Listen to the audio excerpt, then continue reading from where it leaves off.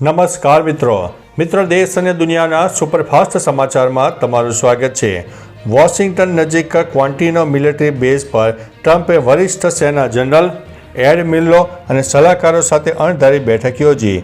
ભાષણમાં રશિયાને ચેતવણી આપતા તેમણે કહ્યું કે જરૂર પડે તો અમારી પાસે સૌથી વધુ અને શ્રેષ્ઠ પરમાણુ શસ્ત્રો છે, પણ તેનો ઉપયોગ કરવા માગતા નથી। રશિયાના પરમાણુ ધમકીઓના જવાબમાં અમેરિકાએ સૌથી ખતરનાક પરમાણુ સબમરીન મોકલી, જે રશિયા અને ચીનથી 25 વર્ષ આગળ છે।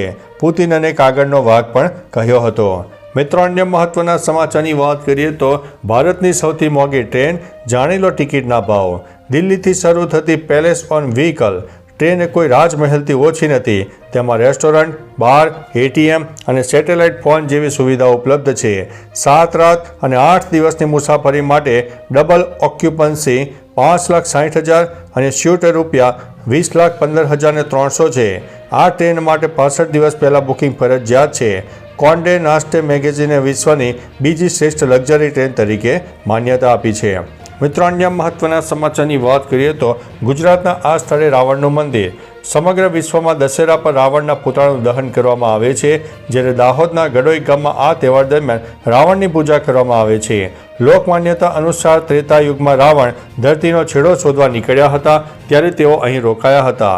ગામમાં રાવણના મંદિરની ખંડિત પ્રતિમાની પૂજા કરવામાં આવે છે। આ પરંપરા વર્ષોથી જળવાઈ રહી છે અને અહીં લોકો રાવણને માન્ય પાત્ર માનતા શ્રદ્ધાપૂર્વક પૂજા કરે છે। મિત્રો, અન્ય મહત્વના સમાચારની વાત કરીએ તો મિત્રની માતા સાથે થયો પ્રેમ, ખરીદ્યું 2,41,46,000નું ઘર।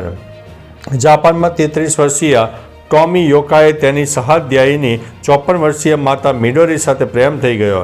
તેણે પહેલીવાર માતા પિતા અને શિક્ષક મીટિંગમાં મળ્યા અને પ્રેમમાં પડી ગયા। મિડોરીના પરિવારના વિરોધ વચ્ચે ટોમી યોકાએ $2,72,000નું ઘર ખરીદીને સંબંધને મજબૂત બનાવ્યો હતો, જે બાદ બંને જુલાઈ 2024માં લગ્ન કર્યા।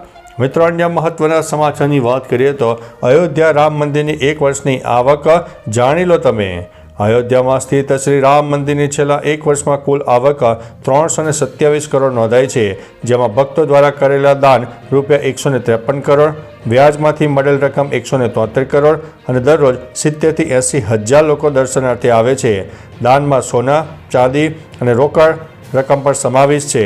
આ વર્ષે 1 એપ્રિલથી 31 ઓગસ્ટ સુધી ટ્રસ્ટને 104.96 કરોડ મળ્યા હતા। મંદિરનું બાકીનું બાંધકામ ડિસેમ્બરમાં પૂર્ણ થવાની શક્યતા છે। મિત્રો, અન્ય મહત્વના સમાચારની વાત કરીએ તો પીએમ મોદીએ ગઈકાલે આરએસએસની શતાબ્દી નિમિત્તે 1 ટપાલ ટિકિટ અને સિક્કો બહાર પાડ્યો। 19 કિલોના ગેસ સિલિન્ડર 16 રૂપિયા 50 પૈસા મોંઘો થયો। ભારતીય ટીમો મહિલા વર્લ્ડ કપની શરૂઆત સાથે વિજય રેલીનું આયોજન, શ્રીલંકાને હરાવ્યું। બિહારમાં હવે 7.42 કરોડ મતદારો, 47 લાખો નામકરણ કાઢી નાખવામાં આવ્યા। ફિલિપાઇન્સમાં જોરદાર ભૂકંપ, અનેક ઇમારતો ધરાશાયી, 20 લોકોના થયા છે મોત। મિત્રો, અન્ય મહત્વના સમાચારની વાત કરીએ તો ગેસ સિલિન્ડર મોંઘો થયો। તહેવારોની સિઝનમાં સામાન્ય લોકોને મોટો ઝટકો લાગ્યો છે। કોમર્શિયલ ગેસ સિલિન્ડર વધુ મોંઘા થયા છે। પેટ્રોલિયમ કંપનીઓ ભાવમાં 16.50 સુધીનો વધારો કર્યો છે। દિલ્હીમાં ભાવ હવે 1,580થી વધીને 1,595.50 થઈ ગયા છે। જોકે ઘરેલું ગેસ સિલિન્ડરના ભાવમાં કોઈ ફેરફાર કરવામાં આવ્યો નથી। આ ભાવ વધારો મુખ્યત્વે રેસ્ટોરાં અને અન્ય વ્યવસાયોને અસર કરશે।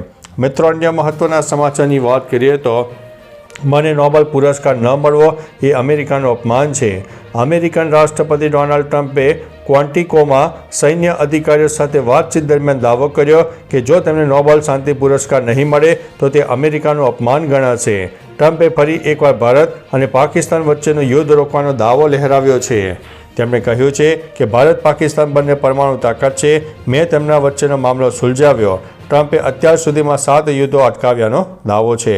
મિત્રો, અન્ય મહત્વના સમાચારની વાત કરીએ તો દીપ્તિનો જલવો, ભારતની શાનદાર જીત।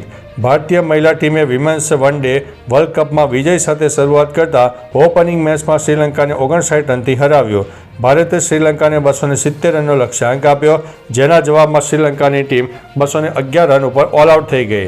ભારતની જીતથી હીરો દીપ્તિ શર્મા રહી હતી, જેમણે ઓલરાઉન્ડ પ્રદર્શન કરતા પહેલા 53 રન બનાવ્યા હતા અને ત્યારબાદ 3 વિકેટો ઝડપી હતી।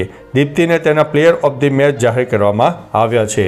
મિત્રો, અન્ય મહત્વના સમાચારની વાત કરીએ તો એશિયા કપ વિવાદ, BCCI હવે ICCમાં ફરિયાદ કરશે. એશિયા કપ 2025 જીતવા છતાં ભારતીય ટીમને હજુ ટ્રોફી મળી નથી, જેના કારણે વિવાદ વકર્યો છે. ભારતે પાકિસ્તાન ક્રિકેટ બોર્ડ એટલે કે PCB પ્રમુખ મોહસિન નકવી પાસેથી ટ્રોફી સ્વીકારવાનો ઇનકાર કર્યો હતો. મંગળવારે એશિયન ક્રિકેટ કાઉન્સિલની બેઠકમાં BCCIએ સખત વાંધો ઉઠાવ્યો અને ભારતીય ટીમને અભિનંદન ન આપવા બદલ પણ નારાજગી વ્યક્ત કરી. BCCI હવે ICCમાં ફરિયાદ કરવાની તૈયારી કરી રહ્યું છે. મિત્રો, અન્ય મહત્વના સમાચારની વાત કરીએ તો રૂપાલના સસ્તા ઘીની નદીઓ વહી.